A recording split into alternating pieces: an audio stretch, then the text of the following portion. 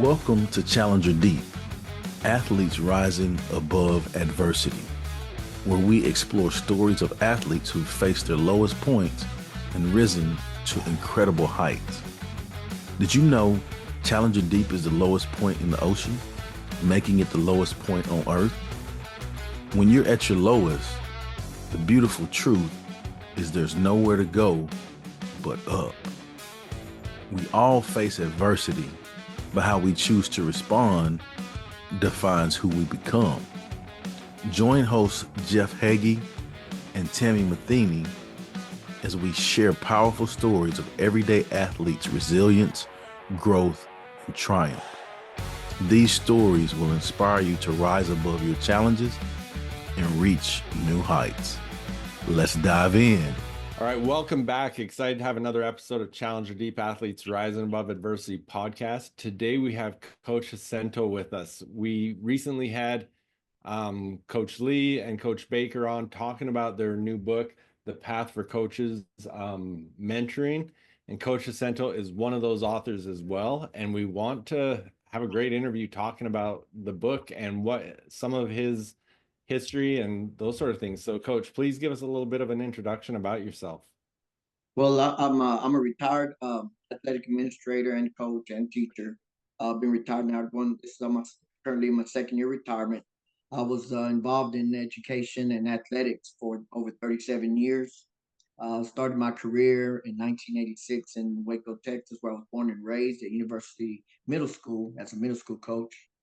2 years, and then after that, I was moved up to the high school here in Waco, University High School, and progressed through the ranks, starting at the freshman level, moving all the way up to became the assistant head coach. Also was a baseball coach in that time. Had wore many hats because I just really wanted to open my opportunities. Because as I aspired, as I got older, and I saw the impact and influence I had on my players and also on colleagues and the impact that had on me.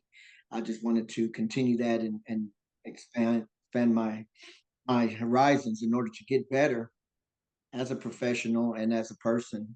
And I stayed at here at university for 21 years, and I became I was elevated all the way up to assistant head coach. Uh, that was till 2007. And then from 2007, I left and went to Austin and became a defensive coordinator at Travis High School in Austin ISD for 2 years. And then I became the head coach in 2009 for 5 years there. And then in 2014, I left and I applied for a position as assistant athletic director, became assistant athletic director at Spring ISD for 6 years with Coach William Amendola, whose son is Andy Amendola, who was played for the Patriots and the Rams and the Cowboys Super Bowls, and I was his assistant for 5 years, and then I became the athletic director for 2 years.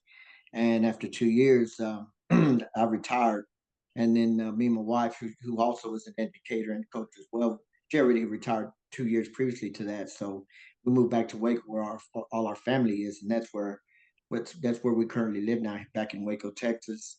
And but still, we still have an impact with some of our former players who are now coaching, and then also helping some fellow colleagues who aspire to elevate through the ranks as well. I'm also training some athletes and also writing books, things like that. So I'm still involved with the in the athletic realm, just not as kind of can set my standards, because now I like kind of be used to having my freedom.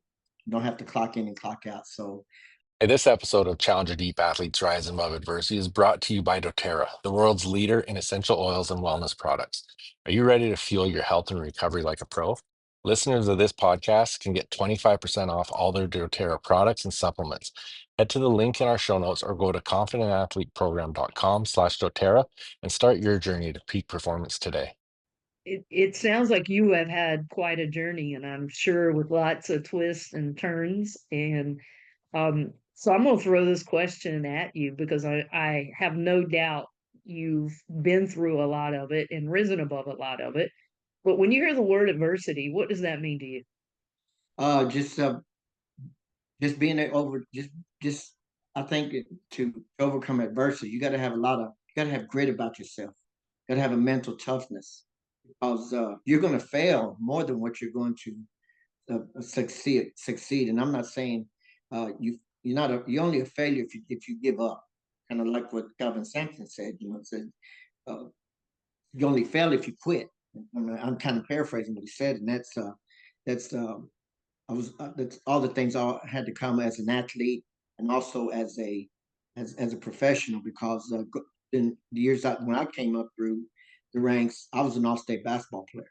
So if you just go by, I'm 5'8". So there's three things that that my makeup that I have to overcome, the stereotype. When I went to go play after high school, and I would run into some other athletes at school, and say, hey, what do you play? I, we would talk, say, yeah, you play, and they would say, I'm either playing soccer or I play baseball, or if I play football, I'm a kicker. So that stereotype is that when I told them what they play, first of all they said, well, you're not tall, then also you're Hispanic. You don't see a lot of Hispanic, players in at that level, that are as efficient, but we do see that now. So that's one of the things, being stereotyped in that way. And then also when I got into the profession, overcoming those stereotypes of being a head basketball coach. I mean, when I came out, you saw Hispanics that were baseball coaches. I mean, head baseball coaches. You saw them as head soccer coaches, but you never saw. It's not you never did. There were few and far between. So those are some of the things that I had to overcome. And it's funny that even though I was multi-sport athlete, that my goal when I graduated from college was I wanted to be a head basketball coach wherever I wound up.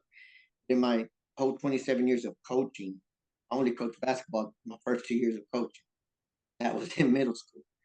So if you want to make the man upstairs laugh, just tell him what you're going to do. And they kind of threw my path. And being a head football coach, I never thought I would be, even though I played it and I loved it. Being an athletic director was really outside my realm. And so if somebody would have told me that that's what I eventually be, I would have, I would have bet it. I would have bet against me doing that. So, but as you progress through your ranks and through your career, and no matter whatever your career takes you, whatever career you decide on, uh, you always got to. I learned this as I got older. You have to consult the man upstairs, because he's going to tell you where you need to be. And as I progressed and aspired to become a head coach, and that was my goal. It changed from being head basketball to head football. I went through 25 interviews before I became a head coach. And when I have fellow colleagues and people that I mentor now, and they get frustrated when they go into 4 or 5 of them, and they get frustrated by not getting not being selected as a head coach. And then I just tell them, I tell them a story, but I don't say it's about me. I said there's a person I knew, a fellow colleague I knew, that he went through this many before he became a head coach. I told him that's me. So they kind of, like I said, you think you can go through 25 rejections? I said, I'm not saying you can't, but you're frustrated over 4 or 5. Go through 25. So I think that's if that's not adversity, I don't know what it is. And I think one of the things you have to have a support system too. And my wife was very supportive and always supporting the things that I wanted to do, even though she was a coach as well. But she saw the frustration that I had in being rejected. Um, but as I got older, I mean, as I progressed through these um, interviews, I realized that those it wasn't I wasn't a failure. That was just bringing me closer to my goal, and that was I started taking those as opportunities. And once I realized that, then my goal was finally achieved. At that point, is being a head coach. So I guess answering your question, I use examples because I think, um, and I tell coaches, there are people that I mentor, even people that seek advice. I said, don't never ask God for somebody who hadn't been where you want to go, because how can anybody has an opinion, and everybody might have a thought of what it takes to get there, but unless they've been there, you don't know. And even now, when I wanted to be in this chair behind the desk, I was on that side. I always thought I knew what was best. When I got here, it's a whole different story. You know, it's easy to make suggestions, but it's a whole lot harder when you got to make that decision. So that's kind of where I feel that it takes a lot of grit too, because you're gonna say that I've had 4 head jobs: head baseball, head football, assistant AD, and athletic director. I had 4 jobs in my career, 4 head positions.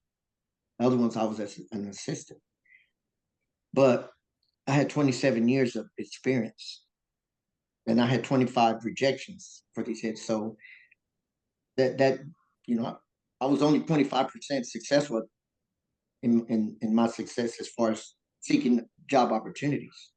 Um, so in anything, 25% is not very good. Baseball is okay. You know, you probably can make a living with baseball if you're a good catcher and stuff like that. You got 25, 250. But anything else, that's failing. That's failing. You fail. So, but the four successes is where I built my resume. That's great. So let's talk a little bit about the book. So the Path for Coaches Mentoring. Tell us a little bit about the book and your contribution to it. Well, when I participated in the first volumes of the book that Chip came out in volume 4, and as he got on, I was to suggest other coaches in the profession that I thought would be very good to participate in these other volumes. But then when I approached Chip about these other people I thought would be good, people want to hear their story, he said this last volume, that was the last volume of that series. He said, but you got a good idea. He said, I said, but I want to use this all coaches because they have, and then you can kind of target the audience, but really it's for everybody. So he said, oh, that's great. He said, you think you got? I said, I'm pretty sure I can get enough to participate. When I asked all the coaches, all these different colleagues, former coaches that are coached with or coach for me, and also players that now coach, I had tremendous response in a positive way, wanting to participate in this because I mentioned to them, I said, people, I know your story, so it's interesting to me. So I know other people want to hear your story, and they can benefit and learn from it to help them in their careers. And then it necessarily doesn't have to be a coach, but anybody can learn from it that aspires to become better people, become better in their profession. So so as we did it, and I told him about one of the things that I realized when I became an athletic director more than when I was a head coach is when we were seeking, when I was elevated to the athletic director, I kind of went the long way around answering the question, that some of the coaches within the district where I was at, they applied and we interviewed them, and I was real disappointed in the way they presented themselves, as far not the way they presented themselves, but the way they verbalized themselves during the interview. I was real disappointed, and I felt that I was failing them in preparing them for this opportunity. So that's where I got the idea that I need to be doing better for these young men and young ladies. So when they get an opportunity, they're prepared and they have a better opportunity to be selected in these positions. And because me coming up, and that's part of that's one of the skills that I call a soft skill, that I saw that you and maybe it's just me and I know it's from my perspective. As I got older and I see these younger generation coming through, they kind of feel entitled. Not all of them, but most of them felt entitled. And a lot of them were, Coach, I've been doing this for 8 years. I said, but what have you done in your 8 years? What have you done? Like you ask your players, you always tell them, this is not the only way you're going to get better just by practicing. You have to work on your own and do it on your own. That's what's going to take you where you want to go. And, and some of them would just say, well, I did with that. You're just doing your job. You're just doing your job. You're going to do the extra. That's going to set you apart. And so that's when I took it under. I just felt that was my purpose now to guide them and give them those soft skills. Because to me, that's your hard skills would get you higher. Your soft skills is what elevates you. And the soft skills I'm talking about, like mentorship, empathy, problem solving, all those relationship skills that you have to deal with. That's yeah, it's wins and losses, yes, but I'll give you examples since we're here now during this time with the basketball going on. I mean, all the people, Don Staley, Dino, and you got Kelvin Sampson, and then you have the young kid Golden from Florida. They set a standard, and it's not something that's intangible. Yeah, those kids can play, but they still got to be coached. And there's a reason that Houston's down by 10 and come back and win. There's a reason that Florida's down there. I mean, Tech had them. Tech had them. I bet you Tech is kicking themselves in the butt. They had them, but Florida had Not that as much as Duke. Yeah, they had that. They had that toughness. I mean, and you can use Paige Beckers. Everything she went through these 3 years of being hurt, because she could have given up, but she went through adversity like you said, and she was able and had that toughness about her to overcome and achieve. And so I just think that that's the reason for the topics, but that's the reason for this one, because I felt when I was coming through that I really didn't have a mentor. I would have people give me tidbits, like pull me aside, hey coach, next time we're in this meeting and coach says this might be how you want to answer it, or this might things like this. Like I have the coach that always tell me, this is that's chapter one. And I said, what do you mean by chapter one? It's chapter one in coaching. You don't say nothing until you're a rookie. You don't say nothing unless you ask. You keep your mouth shut and you just write down and you just learn. Now, when you ask, you can say, but you be quiet for the first year. And and he wouldn't tell me not to never say nothing. But when you're young, you don't really know when you got to have etiquette too. So those things like that. But then as I was writing my part of the book, I realized that I did have mentors, but they just didn't come out and say, hey, come here, I'm gonna mentor you. I was mentored really all my life, and that was my opinion. That was my perspective. When I wrote my part of the book, I realized reality. I had mentors all the way from my parents, my grandparents, and then all the way through where I'm at now. So could you pick just one mentor and tell us what made them special? What did they have that was instilled in you that has helped you be a mentor today? Oh shoot! I guess the two that come to mind, but it's my grandfather and my high school basketball coach. But I'm gonna use basketball at high school. He was the best coach I ever had, and not because of his knowledge. He was really a football guy that was told by the head coach, "You're gonna coach basketball." And he told us, he said, "I don't know nothing." He said, "I know very little about basketball." He would show us the books. He said, "I'm reading books to try to learn," and I really respected that he had that kind of grit about him to divulge his weaknesses to his players, because players can say, "We ain't listen to him," but he had enough um, self confidence in himself to divulge his gaps, and that's where we failed him. And he would give me um, I was like the coach. I mean, you hear about this all the time. Coaches on the field, he's like a coach and he would let me call the timeouts.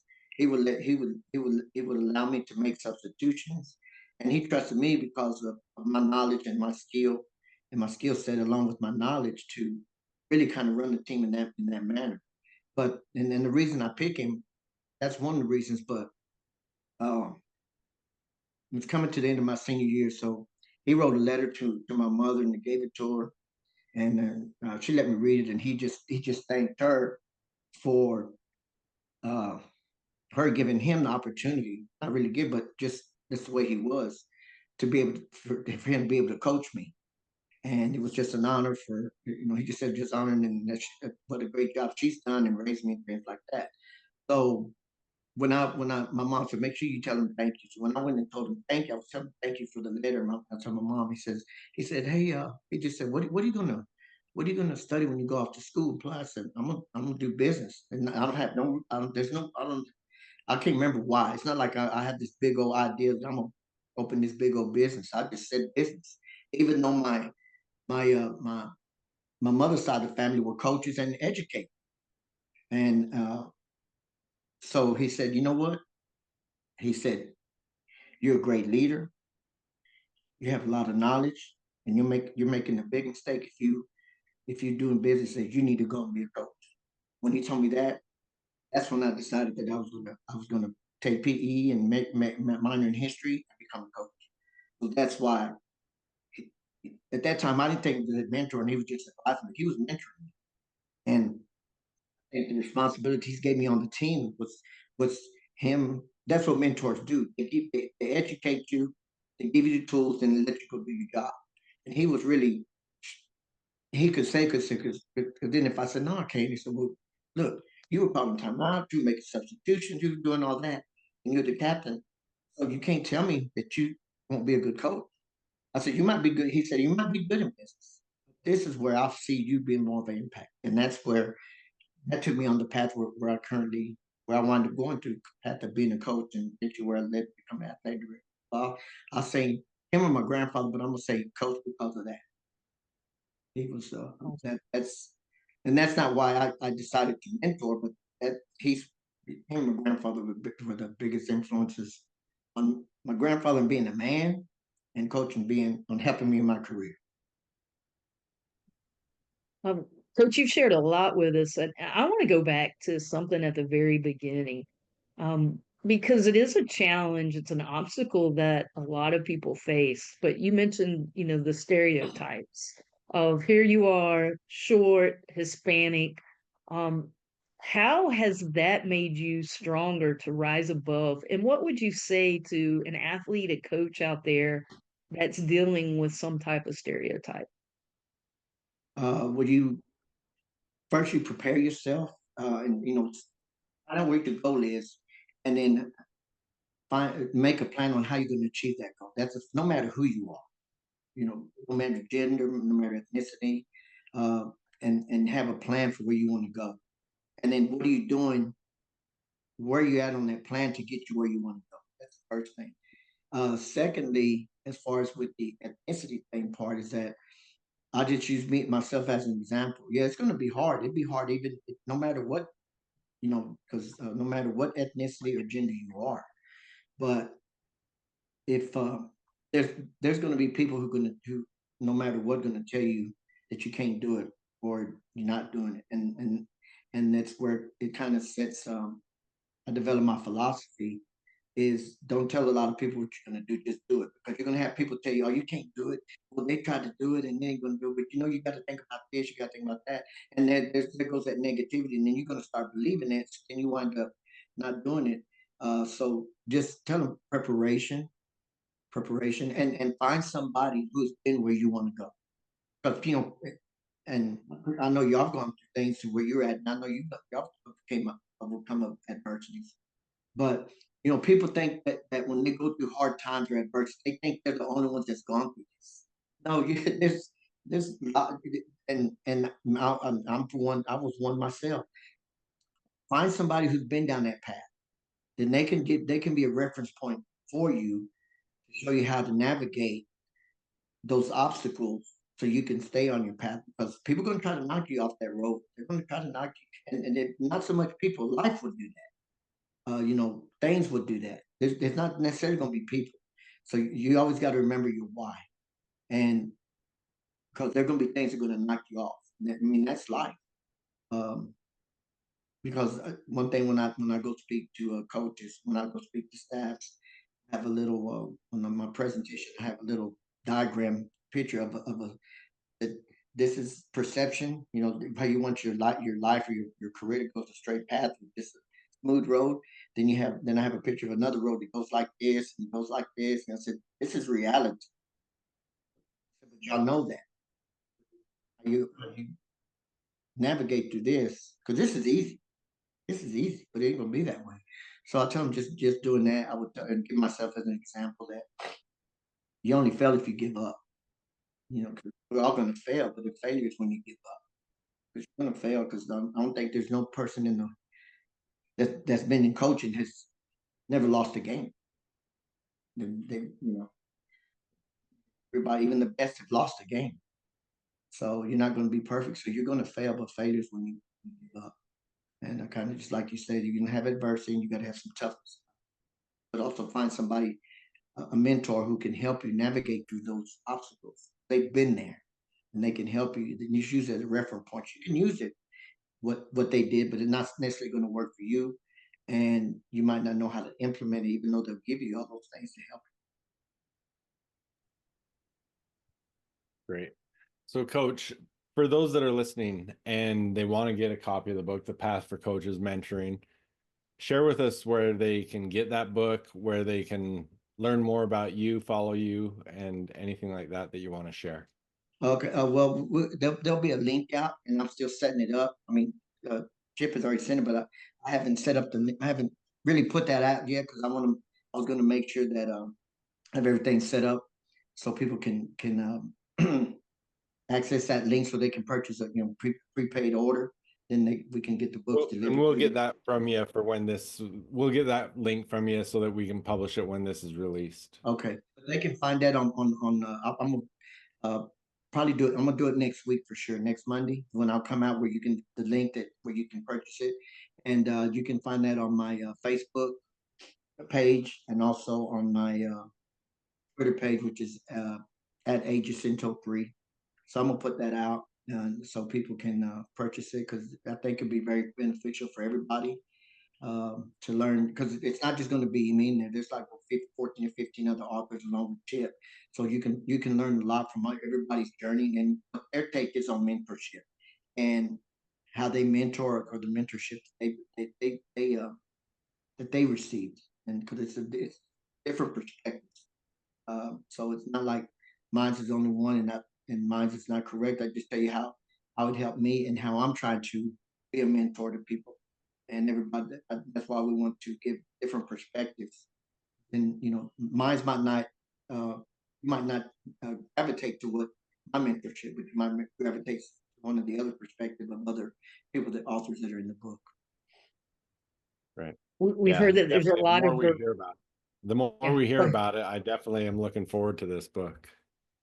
I appreciate it. I think it'd be. I know a lot of the other authors, and I know their story. And you'll be fascinated to.